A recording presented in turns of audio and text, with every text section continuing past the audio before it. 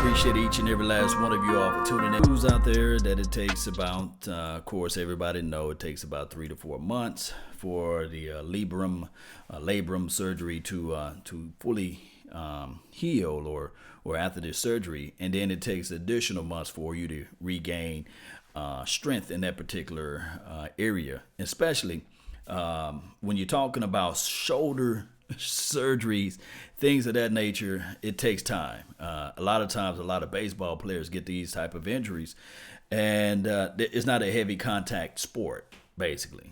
Especially if you play basketball, is very detriment if you play basketball. But football is a whole nother story. I mean, it's a targeted area at that point. A lot of people say, well, he's a beast. He can be able to get back out there sooner. Maybe we can have him around right before the first preseason games. No, you don't do that. You don't rush that particular injury. Research and stuff shows that even with the injury, you lose a little dexterity. You lose a little flexibility. You lose a lot as it relates to strength in that region. Sometimes when it's torn or what have you, some bone matter can be weakened at that spot. That's just the natural flow of things, guys. It really is. Joseph, he said 3 to 4 months. Yeah, that's 3 to 4 months for you and I, right? We walking around, we're not playing heavy contact sport. I don't need to have my shoulder all in place to do an analysis at my job. So, but for somebody that's going to have a high impact, a high physical sport, it's a story of a different day. But what we can do is we can look at it and say, okay, do we have depth purposes in place? Tank Lawrence is one nasty guy on the outside, but you can add in the fact that if you throw in the tacos of the world, right, maybe he can be that short bridge until he get a fully healthy. Let's pull up the big board. Guys know I love when I say we'll pull up the big board so we can really look into this thing. Really appreciate each and every last one of you all. Clarence Hill says, Stephen Jones said the recovery time for DeMarcus Lawrence after surgery is a 4 to 6 months process. This one reason that they needed to get this deal done more sooner than later, right? So that's just how the natural flow of things go. That's how life is collectively. When you look at those type of things, you just got to look at it from A to Z, Cowboy Nation. It's never a situation where we can look at it and say, well, hold on. what can possibly go wrong in these situations? But that's the reality, guys. If you look at it, how surgeries are recovered and this sort of thing, recovery points. Like I said, I'm not a doctor. I'm not a guy that's going to go out there and give you guys, I guess, medical advice or what have you. But the recovery depends on many factors, such as where the tear is located at, how severe it was, or how good the surgeon may be as he repairs this particular surgery, basically a shoulder. It believes that it takes at least 4 to 6 weeks for the labrum to reattach itself to the rim of the bone. Don't that sound gross? Don't it sound like Grimish, don't it? And probably another 4 to 6 weeks to get it back strong, right? To get that strength back in that area. And I'm just paraphrasing through this. How much motion and strengthening of the arm is allowed after surgery depends upon many factors. And it's upon the surgeons, right? The surgeons, the person that's going to do this process to tell you, hey, we want limitations. It's not how fast the process is, basically, Cowboy Nation, because there's so many variables as it relates to being under the knife, as we call it, right? It's difficult to predict these type of things on how you can return to, sports activities. Remember, football is a contact sport. It's not like a sport where you're sitting back and saying, okay, this is a non-contact. If I'm an offensive tackle, my main goal is to target the shoulder area, the chest area, to redirect, to move you up out of the area, and so that my quarterback can have a clean path to go to pass to. Those are the realities of it, right? But, there have been people that come back from these type of situations before. Yes, there are several other people to come back, but it all depends on just taking your time. You cannot rush perfection, Cowboy Nation. This is the thing. The type of sport also is important since contact is concerned, basically. Sports have a greater chance of being, of injuries of the labrum. However, a vast majority of patients have full functions of the shoulder after the labrum is repaired. So a lot of times it just depends on the type of sport that you are playing in. And remember, like I'm saying, is that you would really want this thing to heal at its natural pace. You do not want to rush him out there. You do not want him to get a, as they say, you do not want him to get injured again, basically. And that's what it says right here. It's important not to re-injure it while it's healing, basically, the shoulder. So those are the parameters of that little excerpt there. And like I said, I'm not a doctor. I'm not going to say, who do we play from week? This is from the U who says, who do we play week 1 through 3? I don't know. The schedule has yet to be released. I can guarantee you this, though. Within the first month, you at least play one of your division foes, right? If I'm a betting man, week 1, we play against the Giants. If I'm a betting man. If I'm putting all of my coins and all of my chips into one, I would say, hey, we at least playing the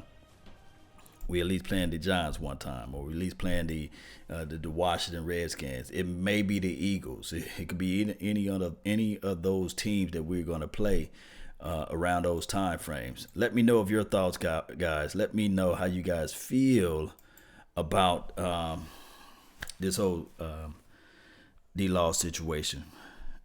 And another thing I want to bring up, I want to pull this out while we're here. I was listening in to 105.3 The Fan about the David Irving situation. As much as you guys know how I feel about Belly Irving, how I feel about his message collectively on how he delivered the message, could have been a detriment to him altogether on what the message was he was trying to convey. The thing is, when I look at it, I believe the NFL squeezed him. They squeezed David Irving. And looking back, listening into what he had to say, regardless of the crazy stuff that he said about Jason Garrett, I understand, people, from different age range will look at that differently. But what I'm saying is, the David Irving talk was one of those things where I looked at it from this parameter. Man, the NFL might have just did that. They might have squeezed him. He said he knew when to smoke and when not to smoke. And he said he'd been doing it for years, Just like for those who got certain jobs out there, you might have been smoking or what have you. And if they don't do the random drug test, and you know for sure that they test you in order for you to get the job, you'll say, oh, well, I'm going to stop it for this amount of time so that I can get the job. And then after I got the job, I can blaze up.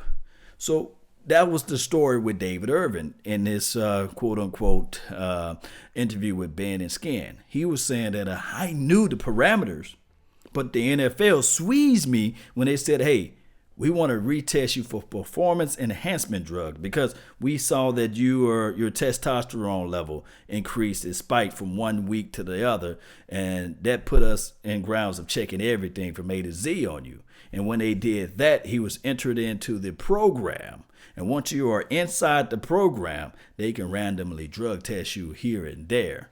And that's what he was saying, that the NFL, and I guarantee you it was Roger Goodell, he had to peep his head into all this stuff because he said, you know what? It's always a conspiracy. It's always something dealing with the Cowboys. I guarantee you my bottom dollar. Roger Goodell was sitting back saying, you know what? We can't have D-Law exploding off on one side of the ball. And then we have Randy Gregory back. And then on top of that, we have old David Irving inside. Just wreaking havoc inside. And the Malik Collins of the world. And the Antoine Barbecue Wood, that defensive front four, they already calling themselves the High Boys. It's something to think about. Young Wilson, thank you for making the donation to help grow the nation, man. Really appreciate you, man. Thank you for that. Appreciate you, man. He said thank you for all the hard work you put in. Appreciate it, man. I think we have enough talent to play without Tank for 3 to 4 games. Yeah. I think that my thing is with the Tank Lawrence situation. Let me know what you guys think about the David Irving too. You remember, I'm not a big fan of David Irving after he left the team in that fashion, but I'm siding more to David Irving because I really can see the NFL making those type of moves of David Irving, talking about, hey, let's check you again, brother. Yeah, so my thing is, Taco, he got to step it up. Whoever we get in the draft, I'm really thinking that they're still going to draft a defensive edge, and they may also draft a defensive tackle somewhere in this draft. They're going to figure out a way to still draft on that front four. That's just the angles of how I'm looking at it. They brought in a lot of safety. They brought in a lot of defensive guys. So I'm looking at it like this. There may be a chance in a scenario where with the 58 pick, we get a defensive guy. With with Tank Lawrence, him missing the first month, it's not that much of a big deal for me because I would rather have him down the line. Think about this. This guy got over $60 million guaranteed. You do not. Remember, we was talking about this earlier before we paid DeMarcus. We was talking about the fact that, hey, the surgery is going to be needed. And this is not like a house that you went and purchased that is a new construction. No, this house already been out there on the market. Somebody done already lived in this house. There's some cracks in the foundation. When you close the doors aren't all the way closed. It's still moving. So there's some foundation leak somewhere, and we're going to have to figure out what we're going to do with it. So that's what the Cowboys are going to live with for the first month. Now, if you get out there and you say Cowboys fans and everybody around here and Jerry Jones, Stephen Jones, and whoever else is running this operation, and they say, okay, we paid him all this money. We want to see him now. We want to see him out there with the first game, and you rush him out there. Remember the report. Look it up. Google it. You do not want that. You do not want to continue to operate on your shoulder. You do not want to continue to not let that shoulder rehab completely, and now all of a sudden around November your arm is falling off your body. No, you want to patiently work this thing out, methodically move this thing out, and hopefully you can see the value of your depths, because that's how this team is going to win, through the depths. Yes, let's see what we have here. Don, appreciate you. It's taco time. Yes, indeed, it's taco time on the border. Tukey, what's up, man? Exactly. I'm an active weed smoker. Laugh out loud. Yes. You know what I'm talking about. Marijuana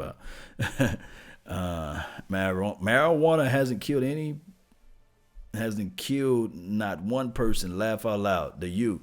Yeah, marijuana hasn't killed anyone.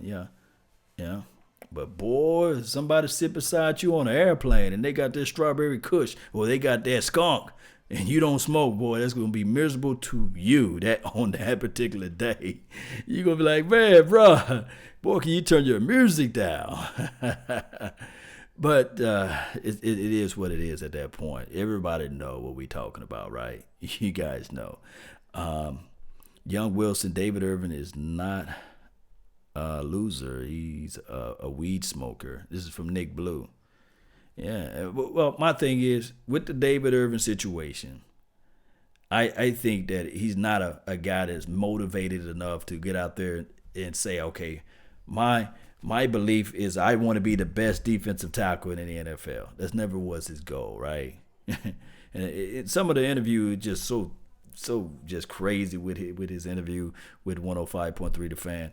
It was crazy. I might post it when I get off or what have you, and we'll jump back into it a little later down the line. but we'll talk about it a little bit later down the line about that. You know, about the strawberry kush. I'm just thinking of names, or that Killer Kill, Diesel, all that stuff, and the horrible stuff, that Reggie, you know what I mean? You don't want to hang around too many people with that and they get all over your clothes, you know what I mean? Too smooth for that, right? What's up, Derek Wiggins? Appreciate you, man. Hey, that's why Oakland let him go. Who Oakland let go, man? Robert Kraft rolled in laughing my ass off. Right? A limo with a big lollipop. What's he got over here? And said, "Hey, Eric Middleton, you like candy? You want some weed?" Oh, Eric Middleton. Right now, I can say this with I can say this right now with Robert Kraft. He's happy. All of this breaking news of this happening with Antonio Brown and Juju Smith-Schuster, how you say that man's name, and a whole bunch of other stuff going on. And he said they talking about them and they not talking about us. They're not talking about they're not talking about me per se. They can continue to talk about them as long as they're not talking about me. I'm okay. And they can sweep all of this news under the bus, man. Sweep it all under the rug, man, so I can continue to fly under the radar, man. But with all that being said, Cowboy Nation, that's all the time that I have for right now. I really appreciate each and every last one of you all. Thank you all for tuning in to the nation. Let me know how you guys feel about Tank Lawrence waiting till October, right? This is my thoughts. Salute.